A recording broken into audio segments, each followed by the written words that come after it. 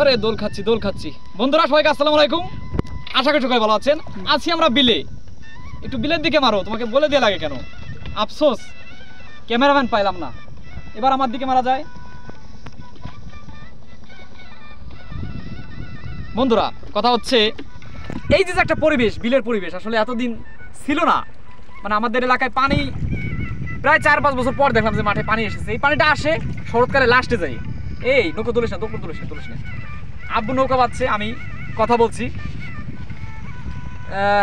এখন যেটা বলতে চাই সেটা হচ্ছে এই যে বিলের সৌন্দর্য বা বিলে যে মাছের ব্যাপার স্যাপার আগে প্রচুর ছিল, এখন কমে গেছে, সেটা নাই। এই সাইডটা একটু দেখাও, ওই যে জাল ছাড়া দিচ্ছে। আর নিচের সাইডটা দেখি, ওই সাইডটা একটু ফাঁকা রাখিস যাতে সাউন্ডটা ভালোভাবে যায়। বন্ধুরা, কাজের কথা বলি। এখন কথা হচ্ছে শাপলা ফুটেছে এই সাইডটায়, পাট বাজছে। আবার ওই সাইডটা দেখা, ওই যে ওই সাইডটায় মূলত কি বাজা হচ্ছে, পাট বাজছে। আমার দিকে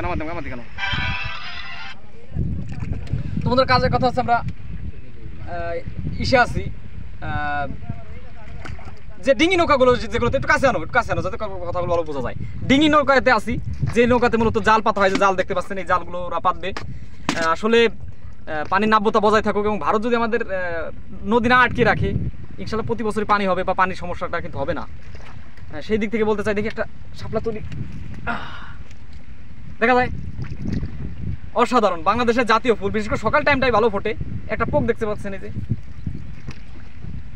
সত্যি অসাধারণ পরিবেশ। আসলে এটা কিন্তু মানে খাবার হিসেবে খুব সুস্বাদু। খাবার হিসেবে যে কতটা মজা, বিশেষ করে ইলিশ মাছ দিয়ে, তাই না? নতুন পানির এই যে শাপলা ফুল, নাইল বলে আমাদের এলাকায়। আপনাদের এলাকায় কি বলে সেটা অবশ্যই জানাবেন। একটু দেখো পানির সৌন্দর্যটা, একটু দেখাও।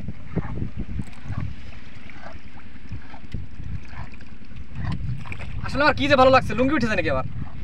কি যে ক্যামেরাম্যান নিছি, এই যে তোমাকে বই না। ঠিক, এত জঙ্গল হয়ে গেছে। একটু বইটা একটু দেখাও, আস্তে করে দেখাও।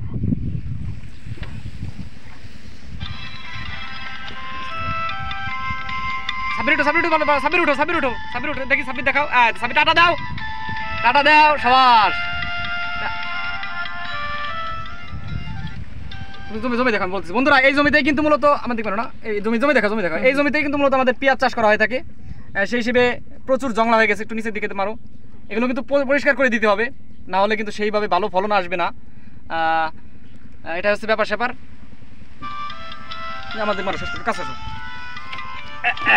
যাকে আছে আমার বক্তব্য, আমার মূল বক্তব্য হচ্ছে গ্রামীণ ঐতিহ্য বা পানির এই যে নাব্যতা যাতে বজায় থাকে। আসলে আগে প্রচুর মাছ পাওয়া যেত, বর্তমানে যে কারেন্ট জাল আইসে একবারে শেষ। মাছের মূল বেতনটা, তাই না, মূল বেতনটাই একবার হয়ে গেছে। সীমিত সংখ্যক মাছ পাওয়া যায়। আগে যে ছোটবেলায় যতটুকু দেখেছি, বড়শি পাতা হতো, জাল পাতা হতো, বা স্বাভাবিকভাবে মাছ ধরা হতো। কি যে একটা ঐতিহ্য ছিল। আচ্ছা, কাটে দাও। সব ভালো থাকবেন, সুস্থ থাকবেন। আসসালামু আলাইকুম।